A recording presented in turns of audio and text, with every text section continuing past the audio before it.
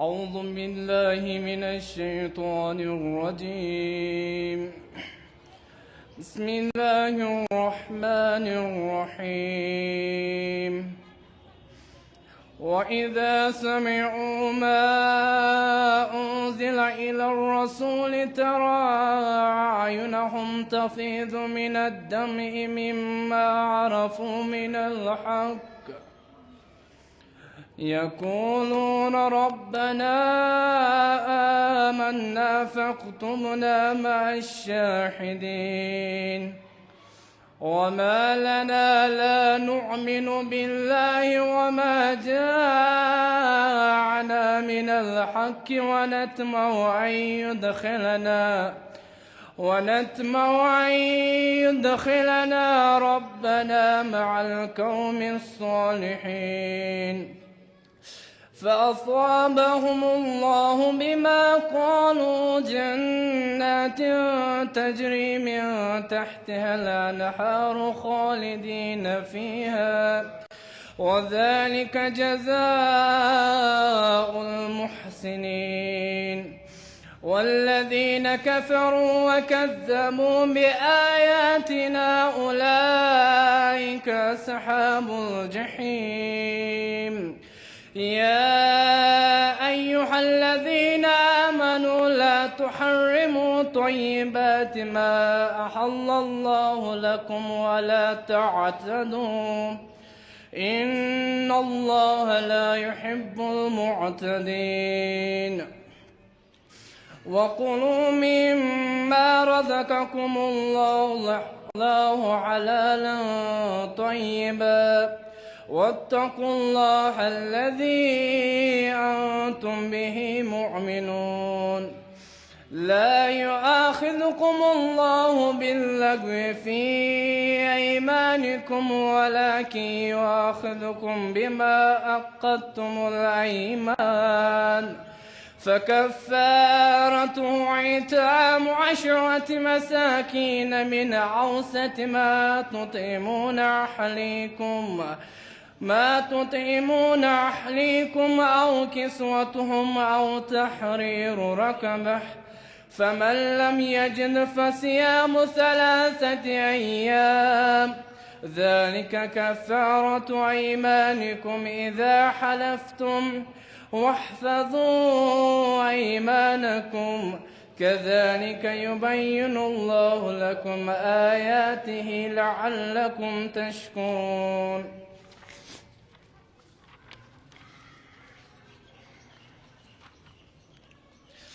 يا أيها الذين آمنوا إنما الخمر والميسر والأنصاب والأزلام رجس من عمل الشيطان فاجتنبوه لعلكم تفلحون. إنما يريد الشيطان أن يوقع بينكم العداوة والبغضاء في الخمر والميسر ويصدكم عن ذكر الله وعن الصلاة فهل أنتم منتهون. وأطيعوا الله وأطيعوا الرسول واحذروه فإن توليتم فاعلموا أنما على رسولنا البلاغ المبين. ليس على الذين آمنوا وعملوا الصالحات جناح فيما طعموا إذا ما اتقوا وآمنوا وعملوا الصالحات ثم اتقوا وآمنوا ثم اتقوا وأحسنوا والله يحب المحسنين.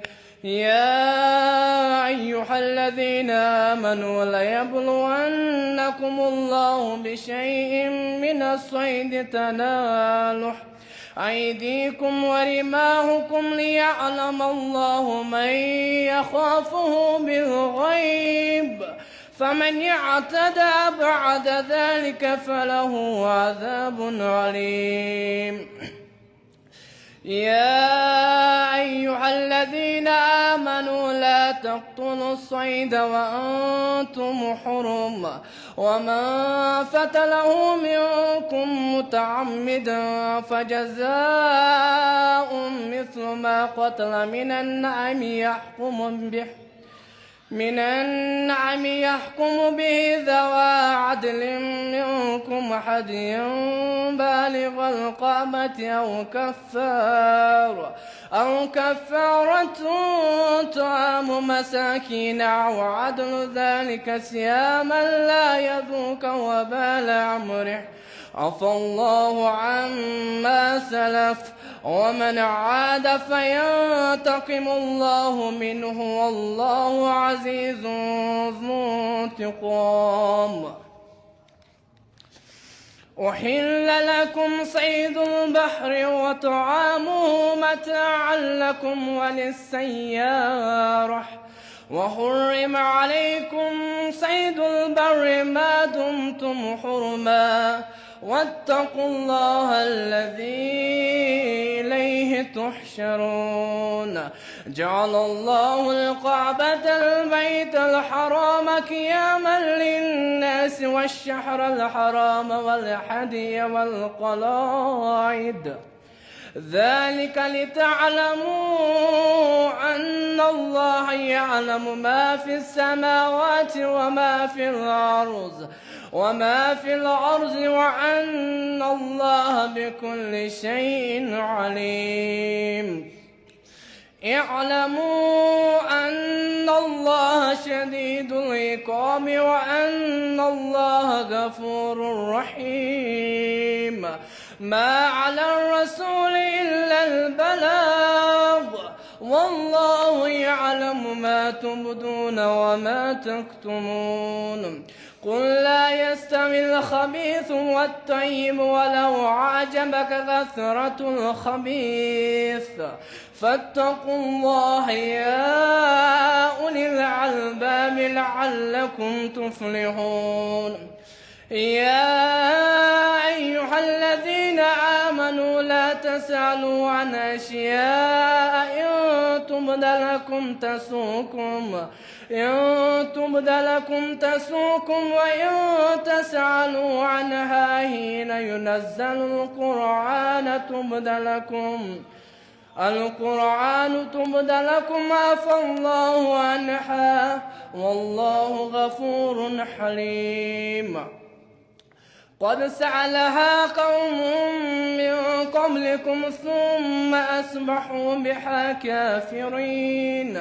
ما جعل الله من بجيرة ولا سائبة ولا وسيلة ولا حام ولكن الذين كفروا يفترون على الله الكذب وأكثرهم لا يعقلون. وإذا قيل لهم تعالوا إلى ما أنزل الله وإلى الرسول قالوا حسبنا ما وجدنا عليه آباءنا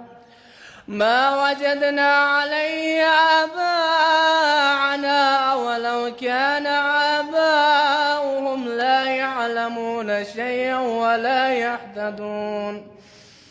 يا أيها الذين آمنوا عليكم أنفسكم لا يضركم من ضل إذا اهتديتم إلى الله مرجوكم جميعا فينبئكم بما كنتم تعملون. يا أيها الذين آمنوا شهادة بينكم إذا حضر أحدكم الموت حين الوصية اثنان ذوى عدل منكم أو آخران من غيركم إن أنتم ضربتم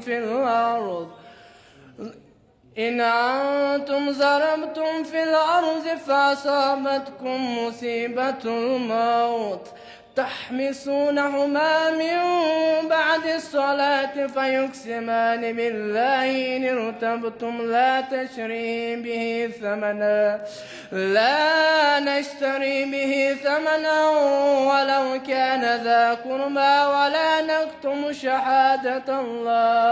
لا نكتم شهادة الله إنا إذا لمن الآثمين فإن أصر على أنهم استحقا إثما فآخران يقيمان مقامهما من الذين استحق عليهم الأوليان فيقسمان بالله لشهادتنا أحق من شهادتهما وما اعتدينا إنا إذا لمن الظالمين ذلك عدنا أن يأتوا بالشهادة على وجهها أو يخافوا أن ترد أيمان بعد أيمانهم واتقوا الله واسمعوا والله لا يهدي القوم الفاسقين يوم يجمع الله الرسل فيقول ماذا أجبتم قالوا لا علم لنا إنك أنت علام الغيوب إذ قال الله يا عيسى ابن مريم اذكروا نعمتي عليك وعلى والدتك إذ أيدتك بروح القدس تكلم الناس في المهد وكحلا وإذ علمتك الكتاب والحكمة والتوراة والإنجيل وإذ تخلق من الطين كهيئة الطير بإذني فتنفخ فيها فتكون طيرا بإذني وتبرئ الأكمه والأبرص بإذني وإذ تخرج الموتى بإذني وإذ كففت بني إسرائيل عنك إذ جئتهم بالبينات فقال الذين كفروا منهم إن هذا إلا سحر مبين وإذ أوحيت إلى الحواريين أن آمنوا بي وبرسولي قالوا آمنا واشهد بأننا مسلمون إذ قال الحواريون يا عيسى ابن مريم هل يستطيع ربك أن ينزل علينا مائدة من السماء قال اتقوا الله إن كنتم مؤمنين قالوا نريد أن نأكل منها وتطمئن قلوبنا ونعلم أن قد صدقتنا ونكون عليها من الشاهدين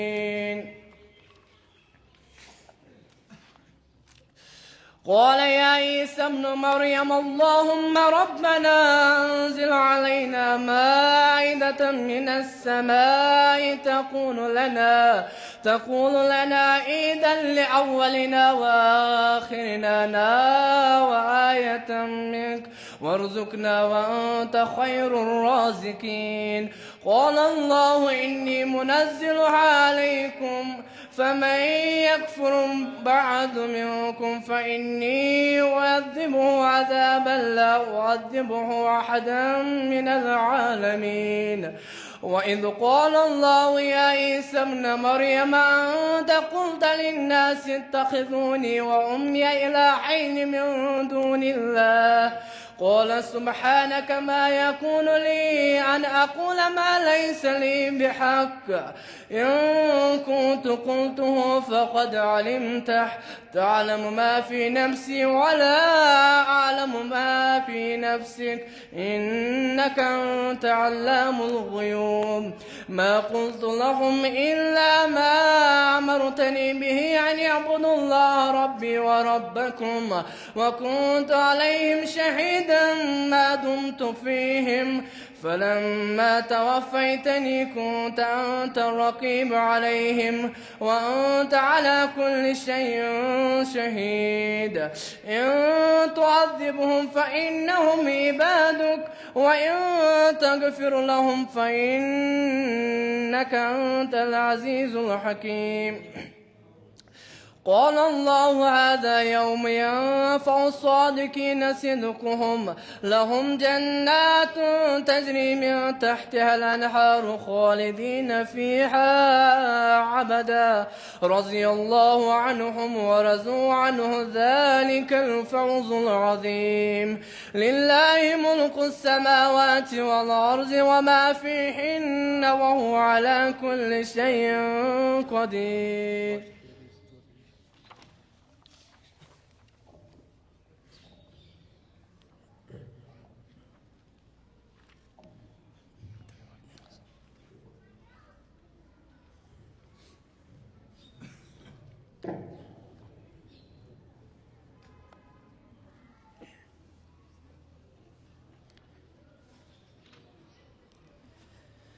أعوذ بالله من الشيطان الرجيم. بسم الله الرحمن الرحيم. الحمد لله الذي خلق السماوات والأرض وجعل الظلمات والنور ثم الذين كفروا بربهم يعدلون. هو الذي خلقكم من طين ثم قضى عجلا وأجل مسمى عنده ثم أنتم تمترون. وهو الله في السماوات وفي الأرض يعلم سركم وجهركم ويعلم ما تكسبون. وما تأتيهم من آية من آيات ربهم إلا كانوا عنها معرضين. فقد كذبوا بالحق لما جاءهم فسوف يأتيهم أنباء ما كانوا به يستهزئون. ألم يروا كم أهلكنا من قبلهم من قرن مكناهم في الأرض ما لم نمكن لكم وأرسلنا السماء عليهم مدرارا وجعلنا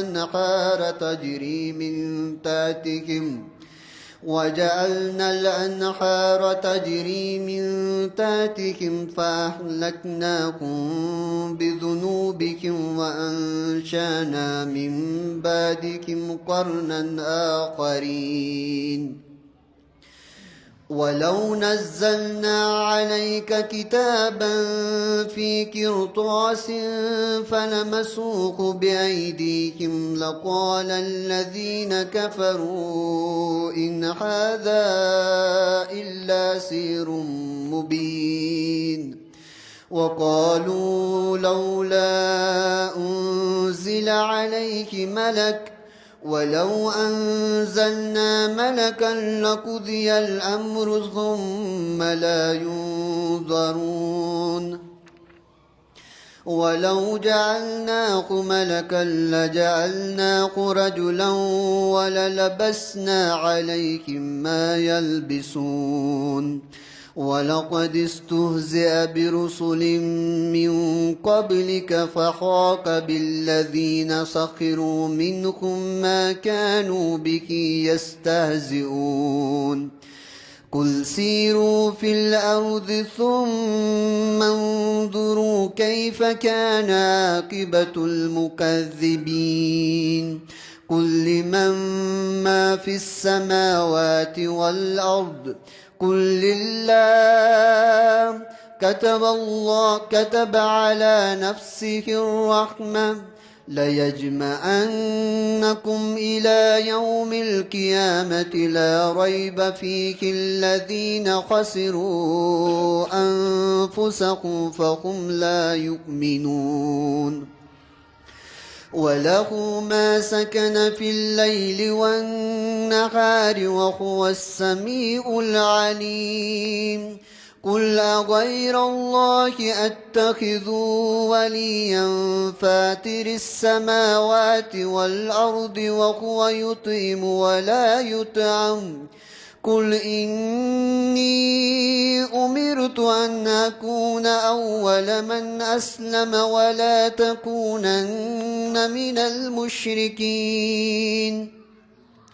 قل إني أخاف إن عصيت ربي عذاب يوم عظيم من يصرف عنه يومئذ فقد رحمه وذلك الفوز المبين وإن يمسسك الله بضر فلا كاشف له إلا هو وإن يمسسك بخير فهو على كل شيء قدير وهو القاهر فوق عباده وهو الحكيم الخبير قل أي شيء أكبر شهادة قل الله شهيد بيني وبينكم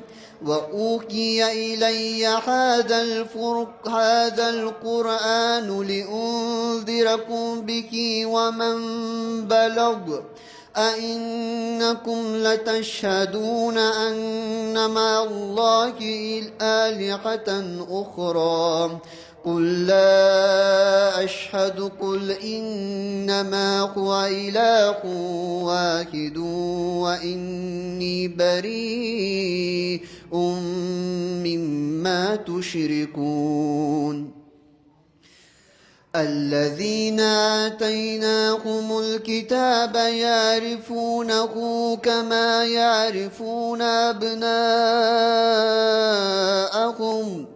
الذين خسروا أنفسهم فهم لا يؤمنون ومن أظلم ممن افترى على الله كذبا أو كذب بآياته إنه لا يفلح الظالمون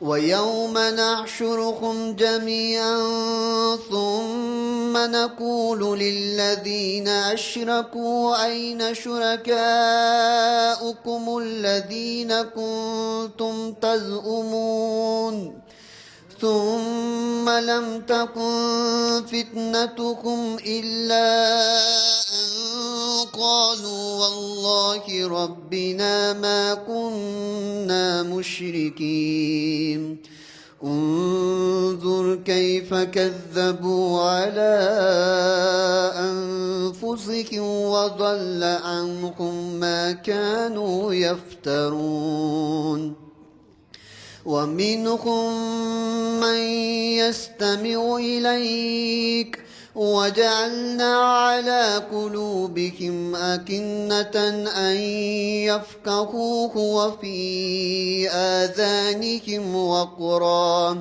وإن يروا كل آية لا يؤمنوا بها حتى إذا جاءوك يجادلونك يقول الذين كفروا إن هذا إلا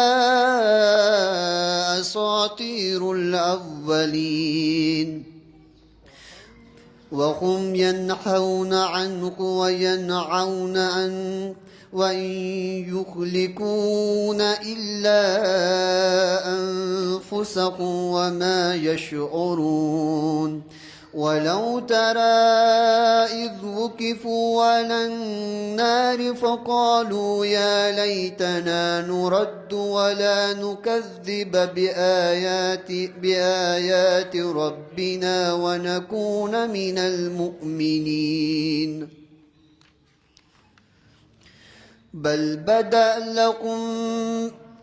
بدا لكم ما كانوا يخفون من قبل ولو ردوا لعادوا لما نهوا عنه وإنكم لكاذبون وقالوا إن هي إلا حياتنا الدنيا وما نحن بمبعوثين ولو ترى إذ وقفوا على ربهم قال أليس هذا بالحق قالوا بلى وربنا قال فذوقوا العذاب بما كنتم تكفرون قد خسر الذين كذبوا بلقاء الله حتى إذا جاءتهم الساعة بغتة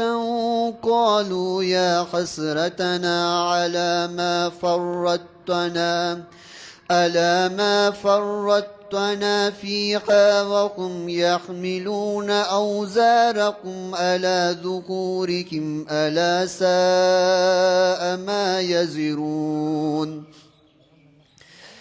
وما الحياة الدنيا إلا لعب ولهو وللدار الآخرة خير للذين يتقون أفلا تعقلون قد نعلم إنه ليحزنك الذين يقولون فإنهم لا يكذبونك ولكن الظالمين بآيات الله يجحدون ولقد كذبت رسل من قبلك فصبروا على ما كذبوا وأوذوا حتى آتاهم نصرنا ولا مبدل لكلمات الله ولقد جاءك من نبأ المرسلين وإن كان كبر عليك إعراضكم فإن استطعت أن تبتغي نفقا في الأرض أو سلما في السماء فتاتيكم بآية ولو شاء الله لجمعكم على الهدى فلا تكونن من الجاهلين إنما يستجيب الذين يسمعون والموتى يبعثهم الله ثم إليه يرجعون وقالوا لولا نزل عليك آية من ربه قل إن الله قادر على أن ينزل آية ولكن أكثركم لا يعلمون وما من دابة في الأرض ولا طائر يطير بجناحيه إلا أمثالكم ما فرطنا في الكتاب من شيء ثم إلى ربهم يحشرون والذين كذبوا بآياتنا صم وبكم في الظلمات من يشاء الله يضلله ومن يشاء يجعله على صراط مستقيم قل أرأيتكم إن أتاكم عذاب الله أو أتتكم الساعة أغير الله تدعون إن كنتم صادقين بل إياه تدعون فيكشف ما تدعون إليه إن شاء وتنسون ما تشركون ولقد أرسلنا إلى أمم من قبلك فأخذناهم بالبأساء والضراء لعلهم يتضرعون فلولا إذ جاءهم باسنا تضرعوا ولكن قست قلوبكم وزين لهم الشيطان ما كانوا يعملون فلما نسوا ما ذكروا به فتحنا عليهم أبواب كل شيء حتى إذا فرحوا بما أوتوا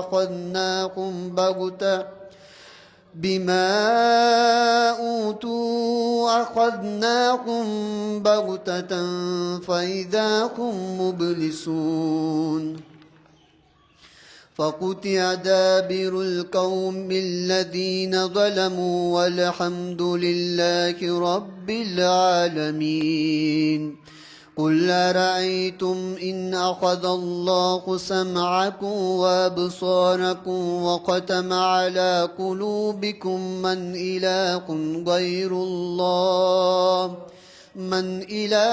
غير الله يأتيكم به انظر كيف نصرف الآيات ثم هم يصدفون قل أرأيتكم إن آتاكم عذاب الله بغتة أو جهرة هل يخلق إلا القوم الظالمون وما نرسل المرسلين إلا مبشرين ومنذرين فمن آمن وأصلح فلا خوف عليهم ولا هم يحزنون والذين كذبوا بآياتنا يمسهم العذاب بما كانوا يفسقون قل لا أقول لكم عندي خزائن الله ولا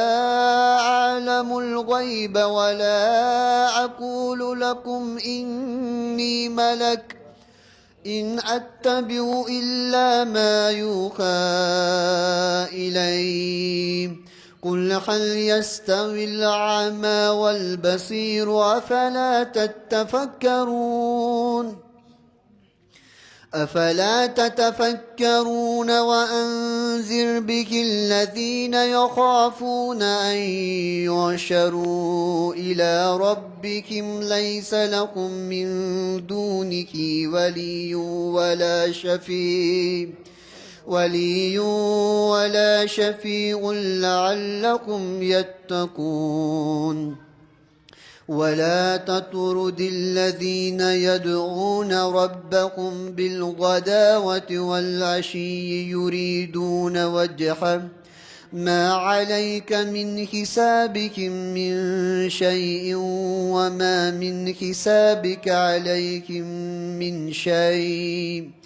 وما من حسابك عليهم من شيء فتطردهم فتكون من الظالمين وكذلك فتنا بعضهم ببعض ليقولوا أهؤلاء من الله عليهم من بيننا أليس الله بأعلم بالشاكرين وإذا جاءك الذين يؤمنون بآياتنا فقل سلام عليكم كتب ربكم على نفسه الرحمة أنه من عمل منكم سوءا بجهالة ثم تاب من بعده وأصلح فأنه غفور رحيم. وكذلك نفصل الآيات ولتستبين سبيل المجرمين. قل إني نهيت أن أعبد الذين تدعون من دون الله قل لا أتبع أهواءكم قد ضللت إذا وما أنا من المهتدين. قل إني على بينة من ربي وكذبتم به ما عندي ما تستعجلون به إن الحكم إلا لله يقص الحق وهو خير الفاصلين. قل لو أن عندي ما تستعجلون به لقضي الأمر بيني وبينكم والله أعلم بالظالمين. وعنده مفاتيح الغيب لا يعلمها إلا هو ويعلم ما في البر والبحر وما تسقط من ورقة إلا يعلمها ولا حبة في ظلمات الأرض ولا رطب ولا يابس إلا في كتاب مبين. وهو الذي يتوفاكم بالليل ويعلم ما جرحتم بالنهار ثم يبعثكم فيه ليقضى أجل مسمى ثم إليه مرجعكم ثم ينبئكم بما كنتم تعملون.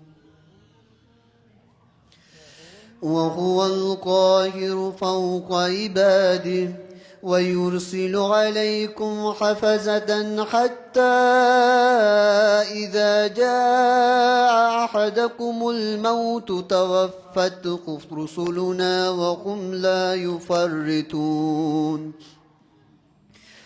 ثم ردوا إلى الله مولاهم الحق ألا له الحكم وهو أسرع الحاسبين. قل من ينجيكم من ظلمات البر والبحر تدعونه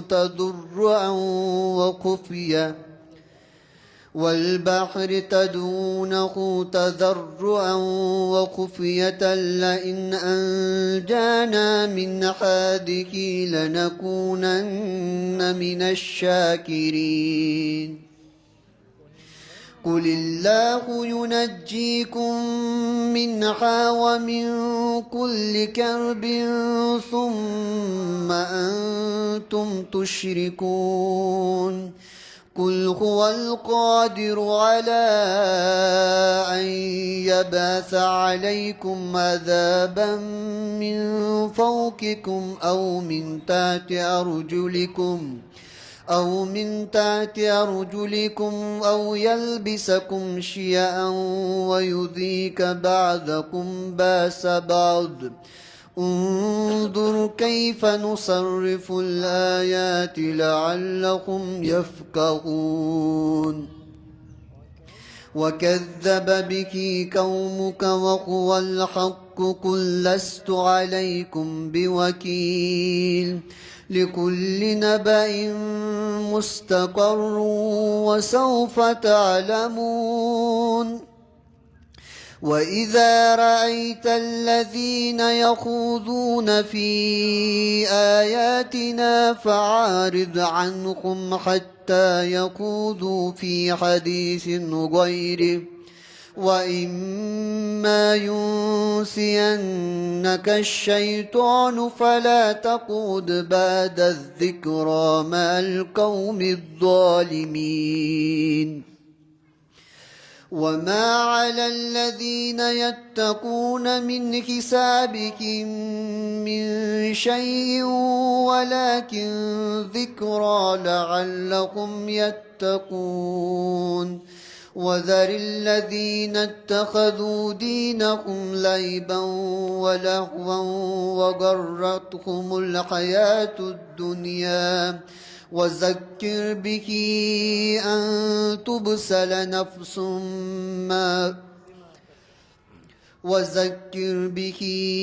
أن تبسل نفس بما كسبت ليس لها من دون الله ولي ولا شفيع وإن تعدل كل عدل لا يؤخذ منها أولئك الذين أبسلوا بما كسبوا لهم شراب من حميم وعذاب أليم بما كانوا يكفرون قل أندعو من دون الله ما لا ينفعنا ولا يضرنا ونرد على أعقابنا بعد إذ هدانا الله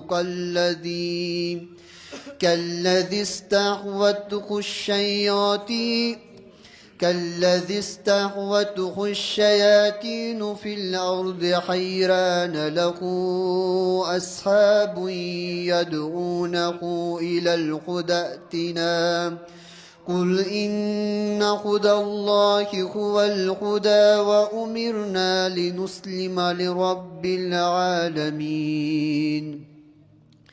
وأن أقيموا الصلاة واتقوه وهو الذي إليه تحشرون وهو الذي خلق السماوات والأرض بالحق ويوم يقول كن فيكون قوله الحق وله الملك يوم ينفخ في الصور عالم الغيب والشهادة وهو الحكيم الخبير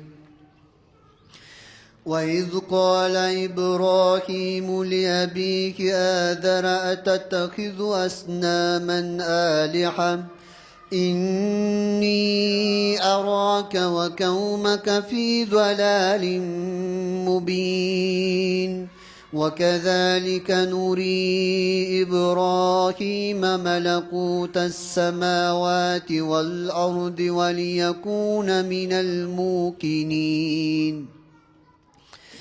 فلما جن عليه الليل رأى كوكبا قال هذا ربي فلما أفل قال لا أحب الآفلين فلما رأى القمر بازغا قال هذا ربي فلما أفل قال لئن لم يهدني ربي لأكونن من القوم الضالين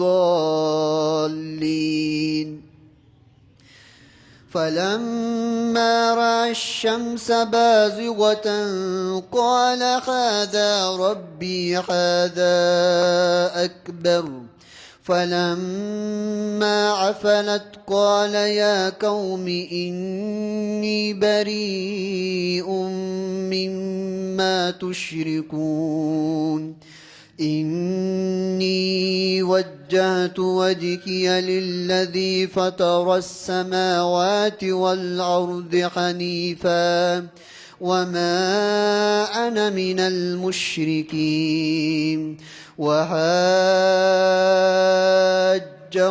قومه قال أتحاجوني في الله وقد هدان ولا أخاف ما تشركون به إلا أن يشاء ربي شيئا وسع ربي كل شيء علما أفلا تتذكرون وكيف أخاف ما أشركتم ولا تخافون أنكم أشركتم بالله ما لم ينزل به عليكم سلطانا فأي الفريقين أحق بالأمن إن كنتم تعلمون.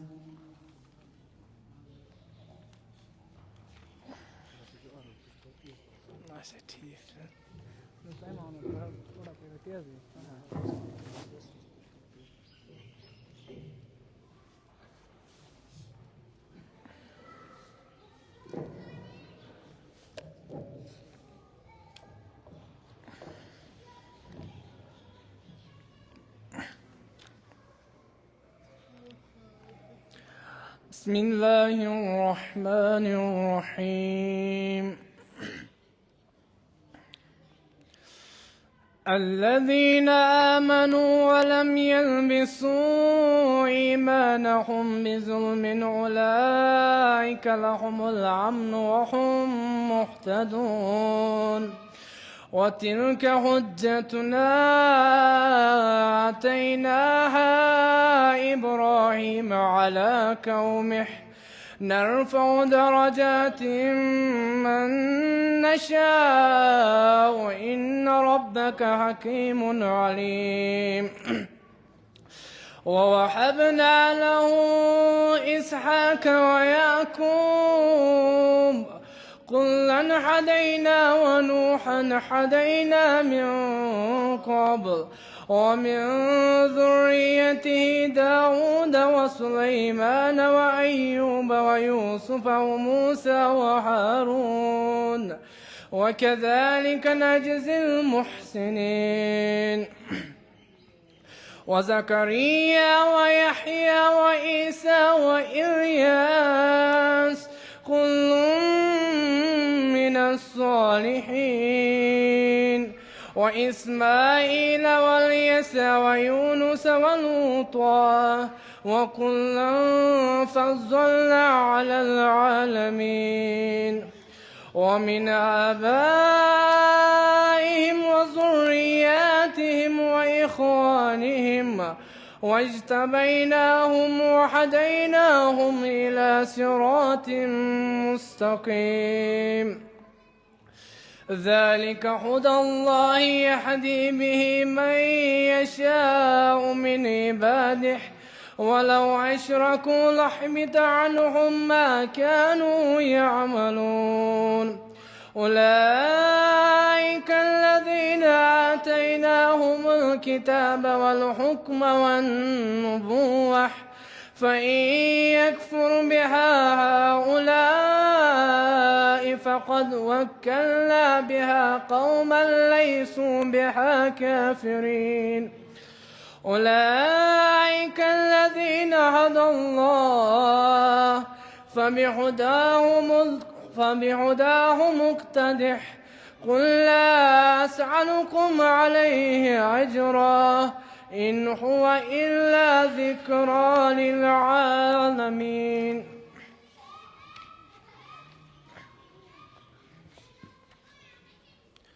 وما قدروا الله حق قدره إذ قالوا ما أنزل الله على بشر من شيء قل من أنزل الكتاب الذي جاء به موسى ونورا وهدى للناس تجعلونه قراطيس تبدونها وتخفون كثيرا وعلمتم ما لم تعلموا أنتم ولا آباؤكم قل الله ثم ذرهم في خوضهم يلعبون وهذا كتاب أنزلناه مبارك مصدق الذي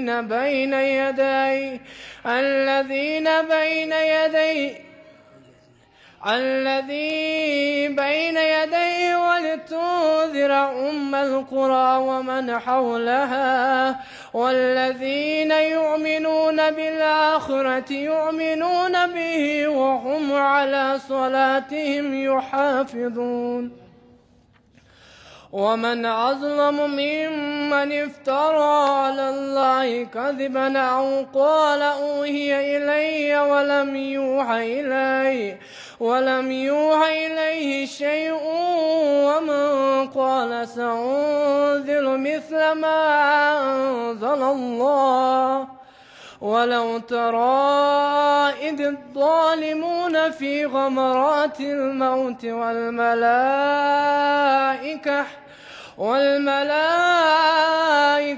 باسطوا أيديهم أخرجوا أنفسكم اليوم تجزون عذاب الهون بما كنتم تقولون على الله غير الحق وكنتم عن آياته تستكبرون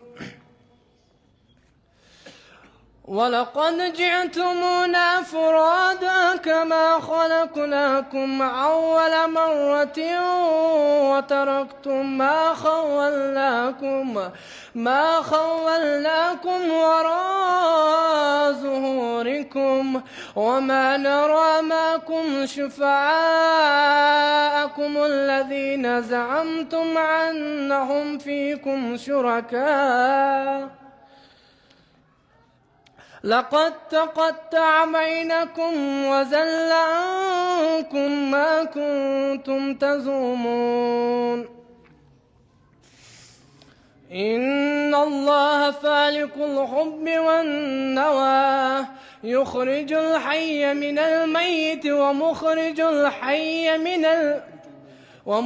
الميت من الحي ذلكم الله فأنا تؤفكون فالق الإصباح وجعل الليل سكنا والشمس والقمر حسبانا ذلك تقدير العزيز العليم وهو الذي جعل لكم النجوم لتهتدوا بها في ظلمات البر والبحر قد فصلنا الآيات لقوم يعلمون وهو الذي أنشأكم من نفس واحدة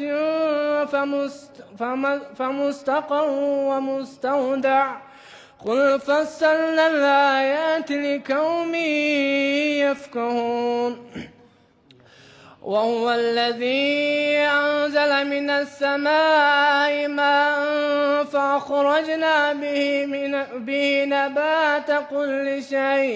نبات كل شيء فأخرجنا منه حزرا نخرج منه حبا متراكبا ومن النخل من طلعها كنوان دانية وجنات من أعناب والزيتون والرمان مشتبها وغير متشابه انظروا إلى ثمره إذا أثمر وينعح إن في ذلكم لآيات لقوم يؤمنون وجعلوا لله شركاء الجن وخلقوا له بنين وبنات بغير علم سبحانه وتعالى عما يصفون بديع السماوات والأرض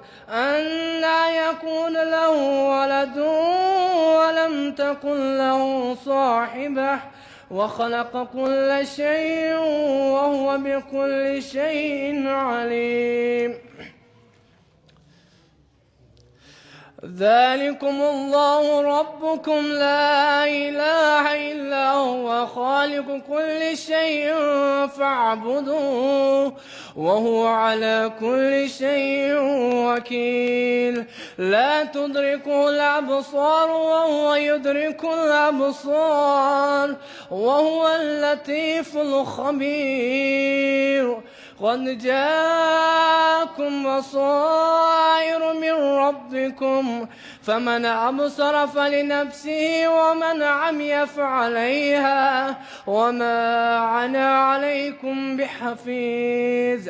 وكذلك نصرف الآيات وليقولوا درست ولنبينه لقوم يعلمون.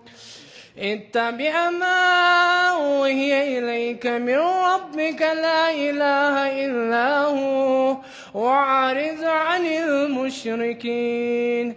ولو شاء الله ما أشركوا وما جعلناك عليهم حفيظا وما أنت عليهم بوكيل. ولا تسبوا الذين يدعون من دون الله فيصبوا الله عدوا بغير علم. كذلك زينا لكل أمة عملهم ثم إلى ربهم مرجوهم فينبئهم بما كانوا يعملون. وأقسموا بالله جحد أيمانهم لئن جاءتهم آية ليؤمنن بها قل إنما الآيات عند الله وما يشعركم أنها إذا جاءت لا يؤمنون. ونقلب أفئدتهم وأبصارهم كما لم يؤمنوا به أول مرة ونذرهم في طغيانهم يعمهون. صدق الله العلي العظيم.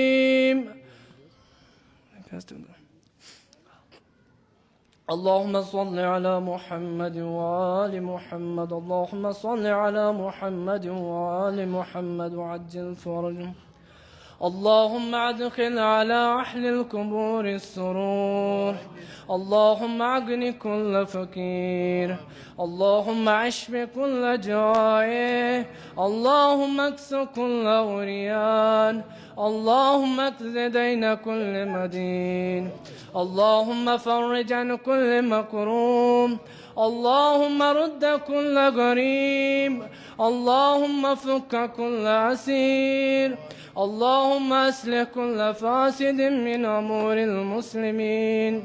اللهم اشف كل مريض. اللهم سد فقرنا بغناك. اللهم غير سوء حالنا بحسن حالك. اللهم اجز عنا الدين وأغننا من الفخر إنك على كل شيء قدير. برشان محمد وآل بيت محمد صلوات. اللهم صل